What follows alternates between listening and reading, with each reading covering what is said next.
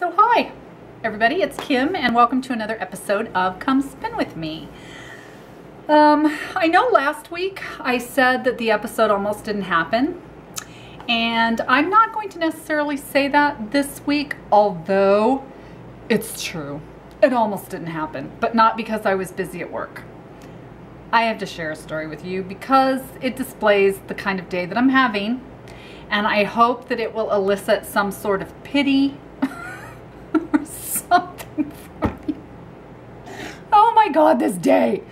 So I have about 8 billion things to get done today, and I have time to do about 6 things. So needless to say, I have been running around today like crazy trying to get everything done so that I would have time to film during lunch as well as do all the other stuff I needed to get done today before the end of the workday. So I went to go fix myself some lunch, and I was trying to decide what salad to have because, yeah, there's such a variety in my diet right now. I was trying to find something that I could put onto the spring mix to liven it up a little bit for my lunchtime salad. And I opened the cold cuts drawer in my refrigerator, and there's a container of blue cheese crumbles. I love blue cheese crumbles. They are so good on salad, and I thought, I wonder if these are expired. I wonder how long I've had these because I just finished off one and I didn't know how old it was. So anyway, I reached in, I picked it up to look at it, and as I lifted it, it was upside down and the lid came off. And blue cheese crumbles went everywhere, everywhere. All over the inside of my fridge, all over inside of the drawer, all down the front of my fridge, into the vents, onto the floor, onto the rug. Everywhere I could think of that blue cheese crumbles could go in my kitchen, they went. And you know, I had a limited amount of time to eat lunch and still have time to film. My house reeked. Reeked! Blue cheese does not smell so good. And when it is all over your floor and all over your fridge and all in your fridge drawers, does not smell good. So I spent the last hour or so cleaning out the drawers in my fridge, washing them in the sink, trying to get the blue cheese off the floor and keep the dog away so that she didn't eat it all off the floor. Took my rug out and cleaned my rug outside that goes in front of the fridge. Craziness. And then trying to spray everything down so that it didn't smell like blue cheese. And then when I was at the sink, I had already done my hair. As you can see, I did my hair. And I had already put on my horizontal stripes that you're not supposed to wear when you're big like me, but I don't care. I'm wearing them anyway because I love them and they're orange and they make me happy. I had put on my clothes and I was ready to eat lunch and then film. As I was scrubbing out everything in the sink, every time, I swear, every time I squeezed out the sponge, it squirted all over the front of me. I was soaking wet. So I then had to delay filming a little further to dry my shirt. I hope it's dry. Anyway, that is what almost stopped filming today. My accident with blue cheese crumbles. Yuck. Anywho, it smells okay now. Oops, I left my cord to my spinner on the couch. I'll have to get it in a little bit. Anyway, oops, didn't set my timer either. Oh my God, this dude. Somebody come here and be my personal assistant and stop me from doing all this stupid stuff. Egads. Okay, yarn porn. Sorry, fiber porn. I've got yarn on the brain. For fiber porn today, I brought up a bunch of different fibers from the Room of Shame/Requirement that I thought I'd show you. And everything that I brought in has a really deep jewel kind of dark tone, not really appropriate for spring or summer, but it caught my eye and that's what I grabbed to show off today. So let's start today's yarn porn with something different. I don't think I've ever shown you one of these before.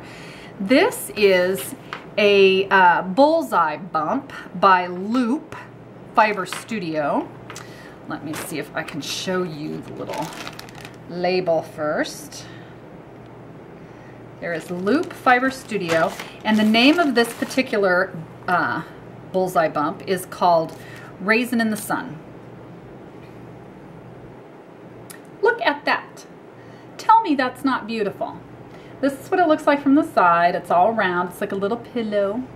And then on either end, you can see this is actually, it looks like a bat, like a rolled bat, but it's actually not a bat. It's actually roving that is just processed and wound this way, so that what you do is, here's the center. You can see right here. It's the center of the roving.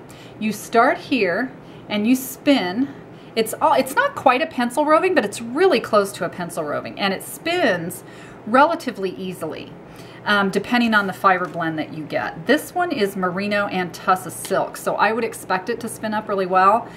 I've spun one of these bumps in the past, just one, and I wasn't in love. The prep isn't bad, but there was quite a bit of nups. There was, it wasn't felted, but it wasn't, I just didn't get that really smooth fiber feed like I'm used to with silk blends. This just didn't do it for me. But anyway, I got this one, and it's got these beautiful, beautiful colors in it that when you spin it up, it spins in a gradient, so you actually move from one color to the next. And so throughout the yarn, it would start with the magenta or plum kind of color here, move through these colors, and end with this outside color. So to be really, really pretty to make like a shawl or something with it. So anyway, that was number one, fiber cord. Okay, second, I have a braid from, oh my gosh, who would have guessed? 2F by Hand, because it seems to be all I'm grabbing lately. But anyway, this is a braid from 2F by Hand. It's called Ollivander's Wand Shop, and this is in Falkland. It's got some, I'll give it a little distance there so you can see it. It's got some beautiful colors in it. I fell in love with this colorway. I don't know what I'm going to do with it, whether I'm going to spin it as a Navajo ply chain ply or maybe a traditional 3-ply. The colors blend together really, really beautifully, so I think a traditional 3-ply would actually be very pretty. It reminds me a lot of another colorway of theirs that's called Whiz Bangs that everybody loves. I think there's a fan club just for Whiz Bangs because it's really that awesome. Anyway, Falkland, beautiful, 2F by Hand, fiber porn number 2. Okay, fiber porn number 3 is again from, let me not make that upside down, from 2F by Hand. This one was dyed again by Jalen. Sarah, tell me how to say it. And this one is called Little Engine. And look at the reds in that. Could you die? Could you die? Because I could die. This has True Blood Vampires written all over it. All over it. And the fiber is, let's see, what is it? Oh, I can't tell for sure, but I think this is MCN, which is Merino Cashmere Nylon, and I think that's what this is. It is heaven, heaven. I love this fiber. Okay, get it back in its little sack to protect it. Love it. Okay, and finally, last but not least, quickly, before I run out of time, I can't take this one out of the bag because it's all loose and it's, it wouldn't show up anyway. So this is called Old Master. It is Southern Cross Fiber Club. It is the March 2014 and it is Cheviot wool. Hopefully you can see the colors there. Oh, aren't they beautiful? See, I grabbed for some reason all these beautiful dark rich, I wonder if you can tell back here. There's so much glare. And then the camera washes the colors out a little bit. It's so rich. Anyway, there's your fiber porn for the week. And I'm going to pause for a moment, go get my cord, and I will be back and we will do some more spinning on Safest Houses. Be right back. Okay, I'm back. Hopefully I've got the angle right again. I got some really good feedback from you guys last week. Let me see if I can get that a little bit better, a little bit more on the wheel. I got some really good feedback from you guys last week with regards to the angle and what you could see, and all of you seem to unanimously like the new angle, so that's good. Very happy about that. Don't know how well you can see me. I think I'm a little bit too close up. As a matter of fact, let's try moving back a little bit. I don't know. Ugh.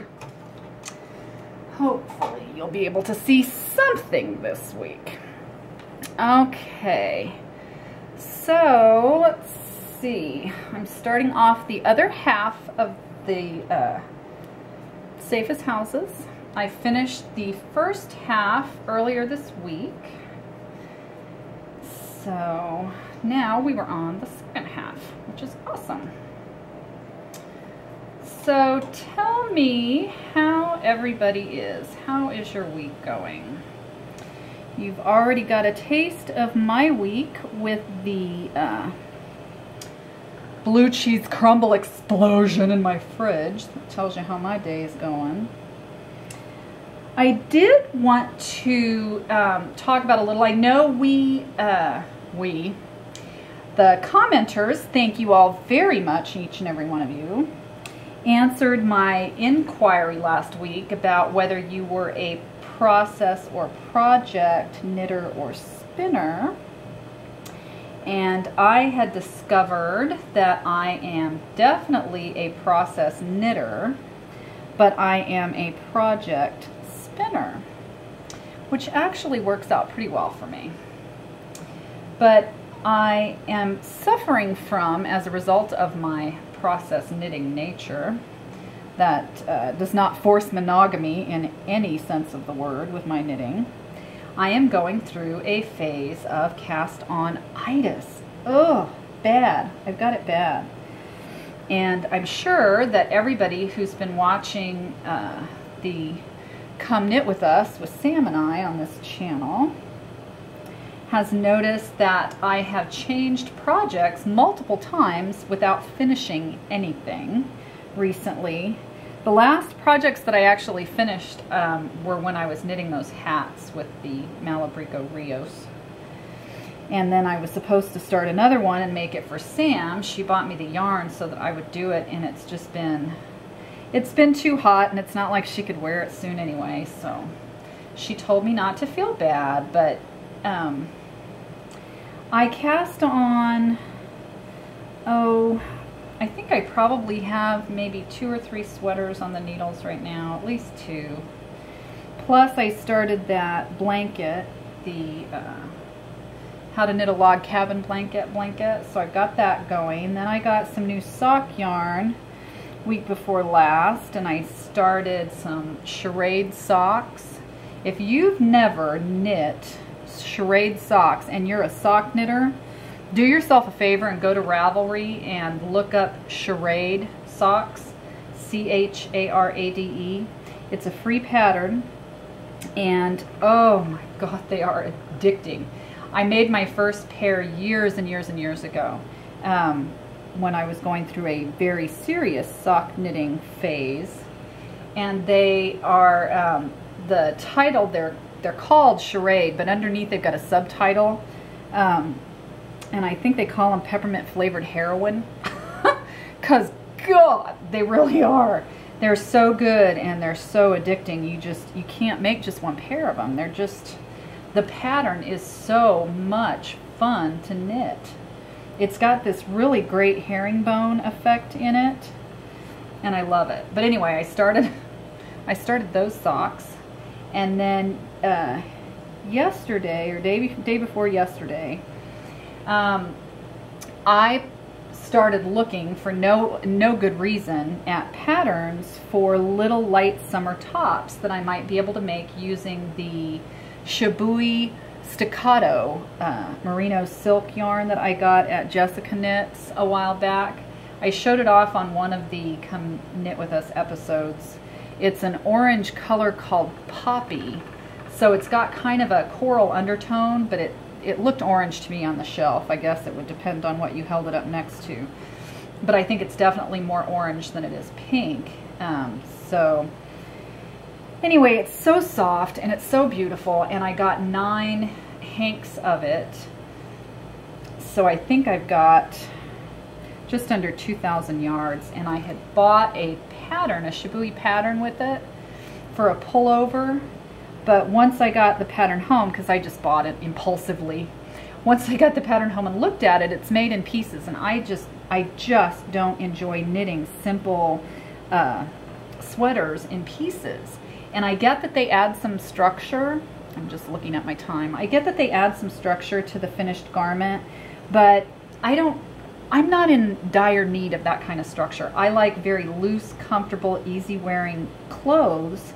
I'm not into tailored. It's just not comfortable. And at my age and my current size, maybe when I get littler, but even when I was tiny, because believe it or not, I used to be skinny mini all my life, but I always wore comfortable clothes. So there's just something to me that doesn't make sense when you're going to do, say, an easy pullover V-neck with raglan shaping, which is almost exactly what this pattern is.